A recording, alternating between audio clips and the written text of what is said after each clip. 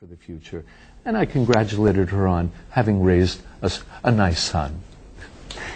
All to say that sometimes if you travel under that politics of fear, under that radar, the politics of fear, I think what would stun most Americans is the incredible reception and the great affection that the people of Iran have for Americans.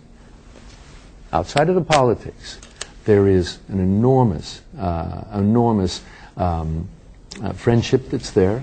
There's incredible hospitality, and people are clever enough to draw a distinction between politicians and the ordinary people on the street. So this was really a journey against all odds, crossing the divide to find those common elements of humanity. And they are there. And they're there absolutely thriving. And I think that anybody who's gone, all of us who were speaking about this at the break, anyone who's gone to Iran is just overwhelmed with the hospitality and the warmth that one has received. And this doesn't connect with anything that we've seen on television. And so, unfortunately, I mean, we're in this current moment where here we are, we're almost in a state of war with Iran. And we haven't talked to them officially in 25 years. Right. We have an enormous cultural bond with these people in the form of Iranian immigrants who are a significant part of American society who move back and forth. You have this cultural affinity, and we're not taking advantage of any of it in the strategic or tactical sense. Ambassador Dunbar, does hearing any of this surprise you? You haven't been back to Iran since the Shah left, is that correct? Correct. Does any of that description surprise you? No, it doesn't. At all. I think the openness is clearly there. I was very surprised. I had my finding Hassan moment myself because a friend from Esfahan had wanted a favor from me, which I had been able to do, and he wanted to speak about it. And I finally spoke to him on the telephone, and I was very struck by the degree of openness and hostility of the regime that he expressed. And in fact, twitted him because he had been very hostile to the Shah's regime when I was there before. And I said, well, at least you were able to speak more openly than you never would have had a conversation like this speaking about the Shah. And he said, well, I suppose that's true, and then got back to his denunciations of the regime. So that is clearly there. Unfortunately, I think and it's good, I think, maybe to talk a little bit about the current situation.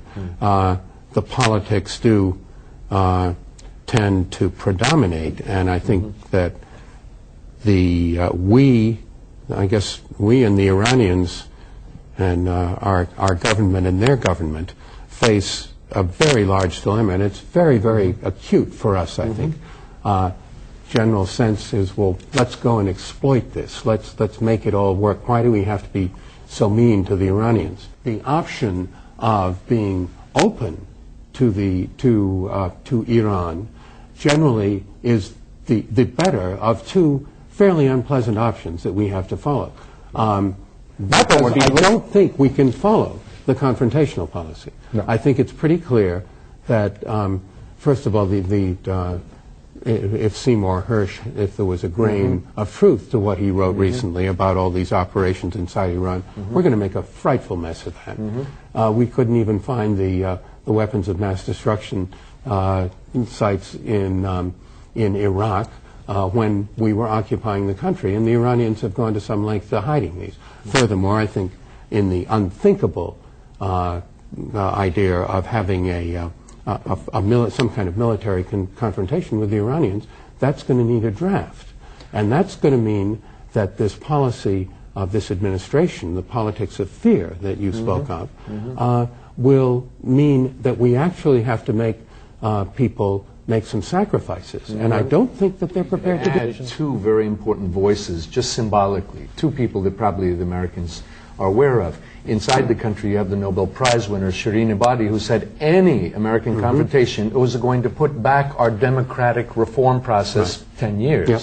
So now she's an opponent of the current regime. She's an opponent, but another fellow who is the son of the Shah, Reza, who is here in the States, unlike all of the Iraqi nationals who were sort of cheerleading the invasion of Iraq, he came out and said, we don't need an American general marching into our country to teach us about democracy. This is a completely different situation. This is the son of the deposed Shah. That's right. The history of this. When the Iraqis invaded Iran in 1980, it was the state inside of Iran prior to that was almost civil war. You had factions at each other's throats. Right. The entire country was divided. Within 24 hours, there were lines around the block at all the recruiting stations of people, whatever their political opinion, who were going out to defend the fatherland, and did so by dint of suicide attacks against the Iraqi armor and stopped them in their tracks. If I could, among those people was Hassan, was he not? Well, he signed up to actually go to the front as a cook, and so yes, he did sign up. He did sign up, and he was injured, was he not? He was, and the younger son had a terrible injury to his head, and had ended up being actually held by the Iraqis for a number of years. But you're right; they paid a terrible price. Bombing of a nuclear facility as opposed to an invasion triggered that kind of response. Most of the Iranian population, it's clear in their own internal polling, believe that Iran has the right to nuclear power and the right to nuclear weapons. That they consider themselves to be a nation equal to all other nations, and any arrangement that assumes they are somehow a lesser peoples is not going to be accepted. But to recognize that these weapons are neither national issues. They are not bilateral issues between the United States and Iran. They are issues that involve the entire world. We have understood this characteristics of these weapons ever since they were developed.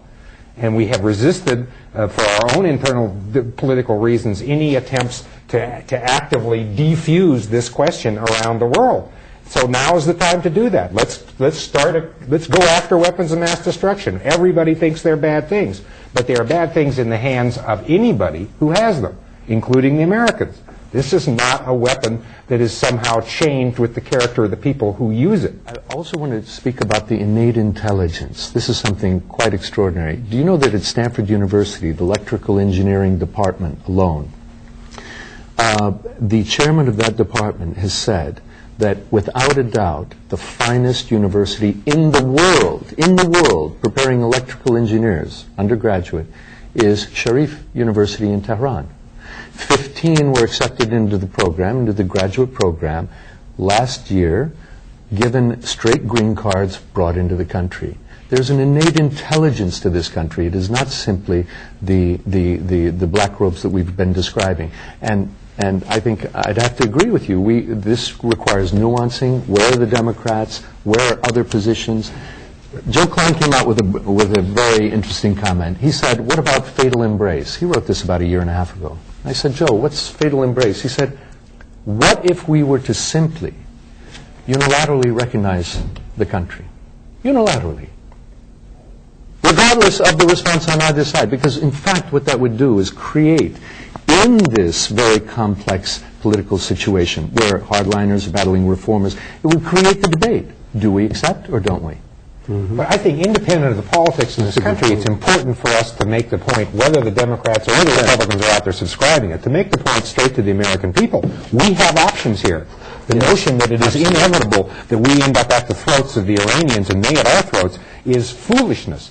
Far from it. We ought to be the best friends of the Iranians. I mean, they ought to be our best friends in the region. All the material to do that is there, independent of all these guys in black robes. And for us to miss that opportunity will doom our children to years and decades and generations worth of conflict that needn't be there.